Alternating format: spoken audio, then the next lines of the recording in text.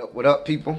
It's me, L Teddy 27, Angry Teacher Chronicles, and this is my review for Greenleaf, Season 4, Episode 3. Alright, a lot went on this episode, so we're going to try and hash this out as quickly as we can. Alright, so, Grace is in Phoenix. She's going to go see her long-lost son, AJ, or whatnot. And they have this whole conversation. He doesn't want to see her. This back and forth. Why are you here? She tries to talk to him. Baby, he comes right out with the get downs, okay? I ain't here for you. Don't try to act like you want me now. It wasn't that big of a deal when I tried to reach out to you the first time. And now all of a sudden you want me. I mean, he handed her some truth, some honest emotion. I was here for it. She's all verklempt and in her feelings and all of this stuff. Oh my God. Oh my. He wasn't here for it. I wasn't here for it either. I know all too well about that. I was raised by my grandparents, and I was raised in a phenomenal household where I was loved by both my grandfather and my grandmother, who loved me dearly.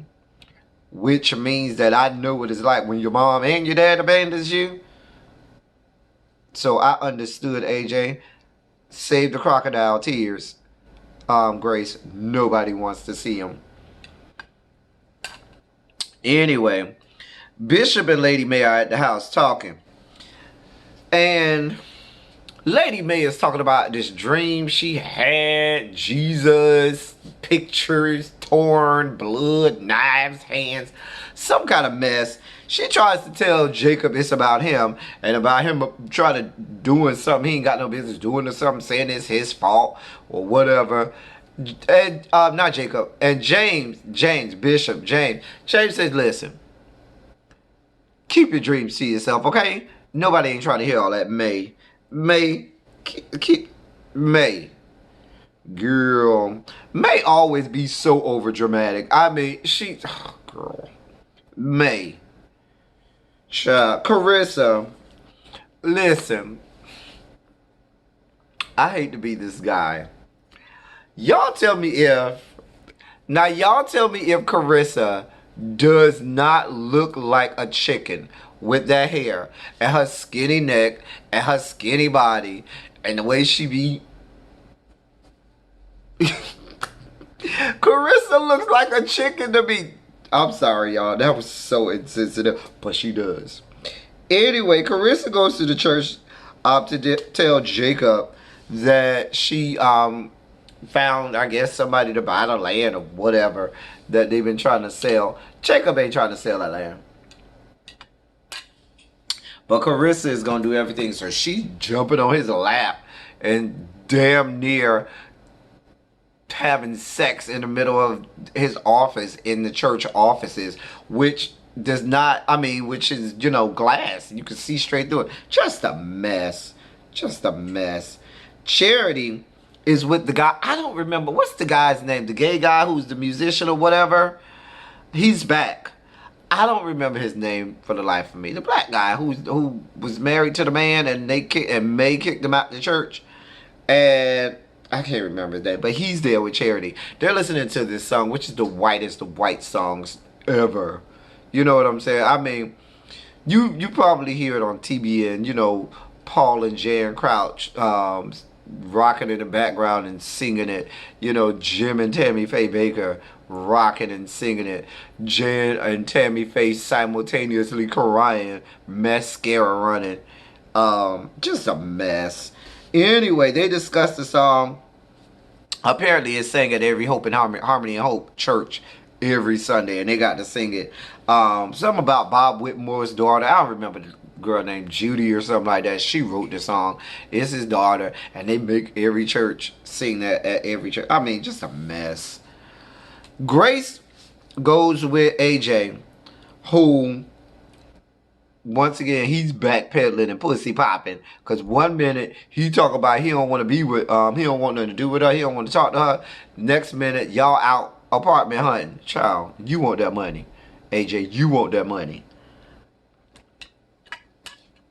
Grace and him go to see this apartment.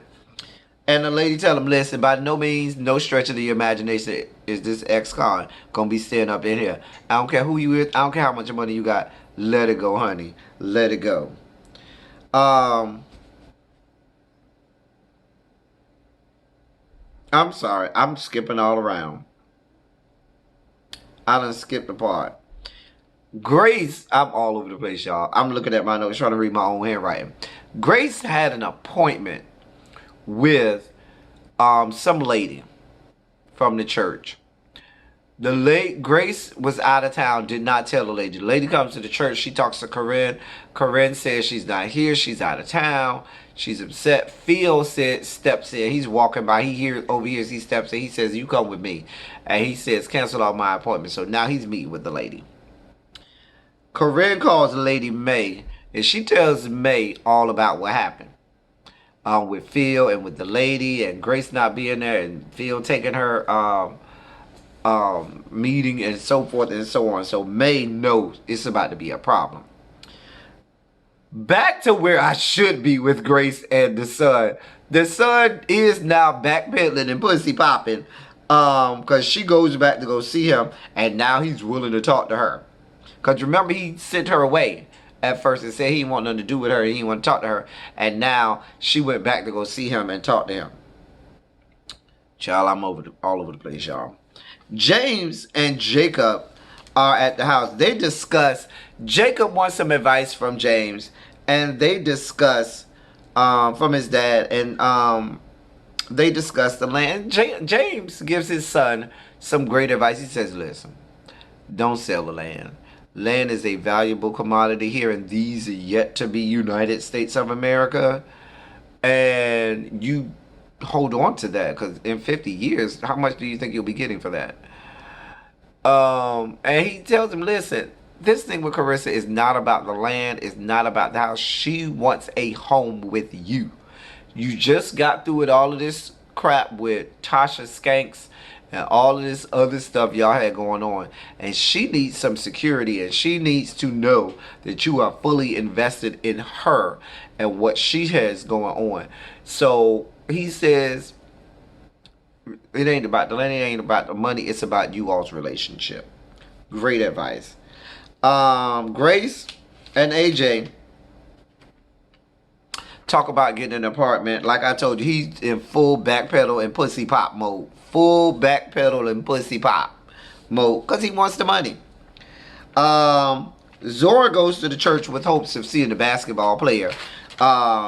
She sees Charity there, and she tells Charity, and Charity, just a mess.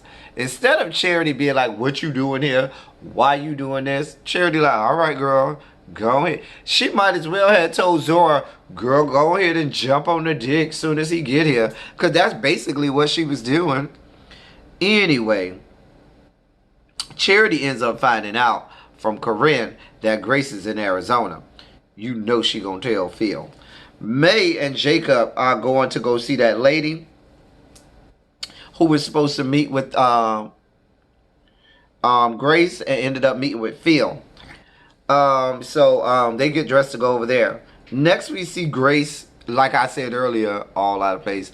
And Jacob go get that apartment, go apartment hunting. And that's where the lady said, now we're in the right spot where the lady tells them by no stretch of the imagination is this young man, this ex-con, gonna have any parts of this piece of property. No ma'am, no God. Zora then is at the church.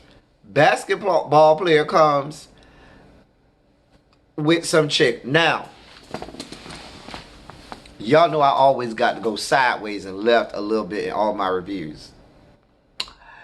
Hold on, y'all. I might need to take a drink for this.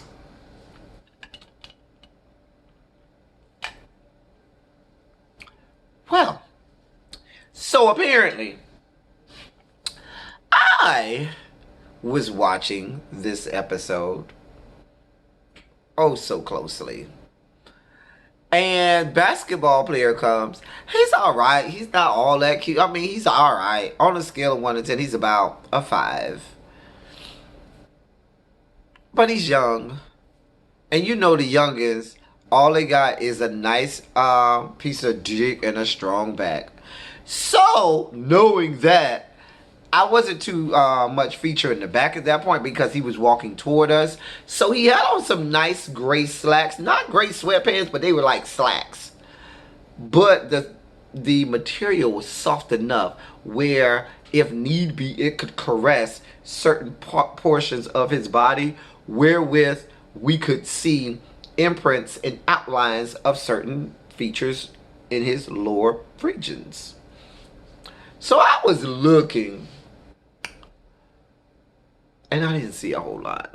I mean, there were times where, from the way he was walking, that maybe I could have made out a little bit of something, but there was way too much left to the imagination, which means that either he's a grower or he ain't got nothing. He's certainly not a shower. And that was our left moment, because we always go left or sideways in a review. Continuing on. Anyway, groupie basketball player came with some groupie chick, okay? And the groupie chick, when Zora was kind of upset about that, you could tell. Grace and AJ, then they start to talk. He talks about, he gives her this whole story about how he got locked up and he used to have to rob houses and stuff to try to eat and get his food or whatnot, and say he got locked up because he fell asleep in some house and he thought the people weren't going to be home that weekend. All the while he's doing this, I can't help but think, is he lying to her just to get her in her feelings and her emotions so as to solicit more money out of her? Or is he really being genuine? Like, I could not help but think, girl, I'm just saying. Y'all put in the comments. Y'all know how we be in the comments arguing. Let's argue in the comments. Because I just did not believe this story he was giving. Next, Jacob comes and to the church finally to meet up with the basketball player. Jacob takes the basketball player in his office, leaves groupie chick out there with Zora. Groupie chicks convinces Zora to go over to the Greenleaf estates because Zora told him all about this cabin she has in the back of the estates. And so groupie chick convinces Zora to take her there. She was like, don't worry about basketball play. I don't even remember the boy name. He'll catch up. So May and James go to see this lady. Lady wants no parts of them. She don't want to talk to them. She don't want no parts of them. May is convinced it's because of James. She's just convinced. So she sends James off to the car to wait for her while she talks with the lady by herself. Zora's at the cabin now with the groupie chick. They talking something about doing hair, makeup. I wasn't paying attention. I really didn't care. But the basketball player came. And so him and the groupie chick, and you know, he's complimenting Zora on, you know, her the cabin and how it looks and their estates. I had to go through this big gate, this, that, and the third. And so he was like, all right, well, I'll catch you around. And groupie chick is like, well, maybe you won't. And I think everybody collectively was like, he will. Because he's going to be all up in Zora's guts. Child, Zora going to be pregnant before you know it. If she ain't already pregnant from the light-skinned dude that was beating on her. Moving on. May talks with the lady. The lady lays May out. May got laid out. Lady ain't hold no punch. She said, listen, let me tell you. When we voted to go to Harmony, it wasn't because of Bishop.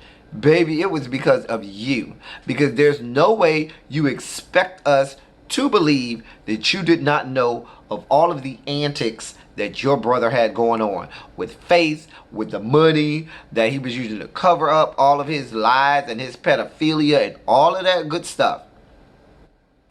Everybody believes that you knew. And she was taken aback because she was like, no, it's no way. Baby, whatever you think, we all think you knew.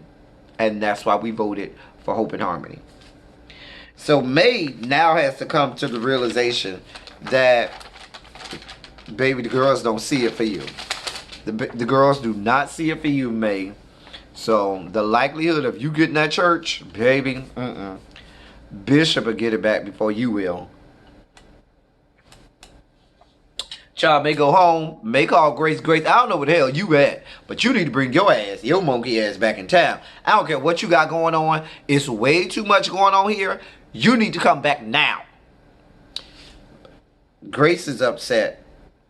She knows she got to go back. You got a whole church and a congregation to take care of. Grace, Phil comes. Phil, because I forgot to mention, Charity was talking about sending some nasty, scathing email to the Judy chick or whatever her name is, Bob Whitmore's daughter, about the song that she refuses to sing. And so the gay musician guy talked her off the ledge. And over in the episode, we kept seeing her thinking about doing this, so eventually she does. So Phil comes in to confront her about this scathing email that she sent to Bob Whitmore's daughter. And he tries to go off on her, and she says, well, hold up. Did you know Grace was in Arizona? Because I'm doing my job. I'm getting you intel that you ain't even know. So are you still mad?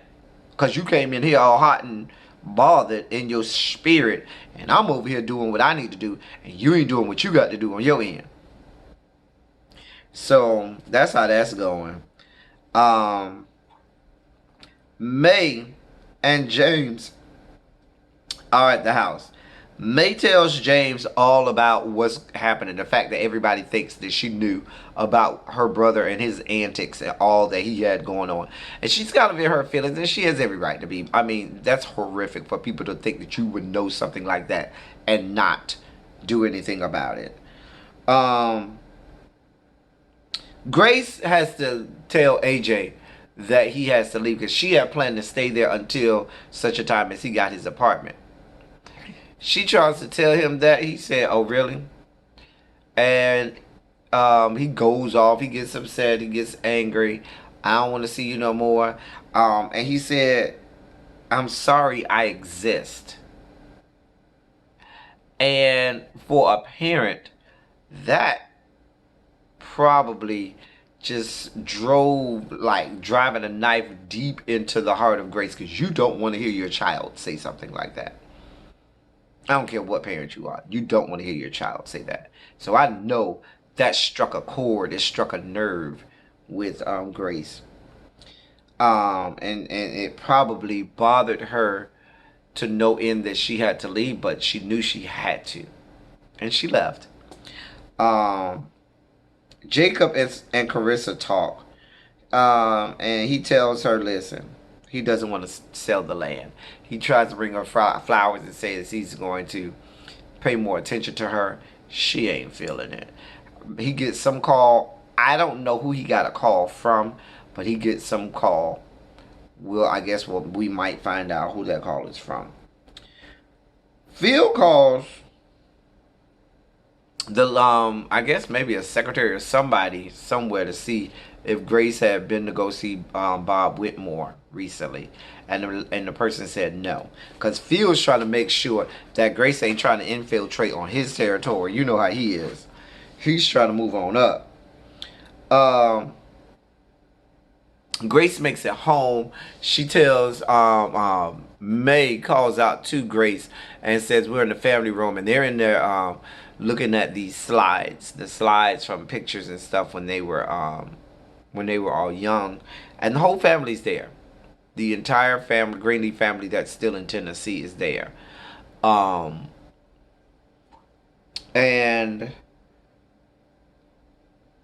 they have this touching moment looking at Faith's picture. And so at the end of the episode, Grace calls AJ. And she tells AJ, I want you to come home. Meaning she wants him to come to Tennessee and live with them there in the Greenleaf Estates. Child. Let's see how Lady May deals with that. You know Lady May, she don't play that kind of foolishness. I'm going to see what she going to have to say about that one. And that's where it is. I'm excited to see how that plays out. Because you know, child, you know he about to get up in the house and be stealing something. He going to be all up in somebody's purse. And baby, he ain't all that cute. But he light skinned and Zora likes the light skins. Child, when I tell you he gonna be banging on Zora, child, it is Tennessee. A little incest is best. You know they like to give a little flowers in the attic tea up in the Appalachian states and stuff. They give you a real flowers in the attic, deliverance, wrong turn tea. You know what I'm talking about, honey. Incest is best. Child. Zora might let that young man in her little goodies, honey. She like her little bad boy. Anyway, that was Greenleaf season 4, episode 3, y'all. Let's get these comments and let's argue about what you thought, comments, and so forth. We'll be back here next week. Same time, same place. I'll catch y'all then. We out, y'all.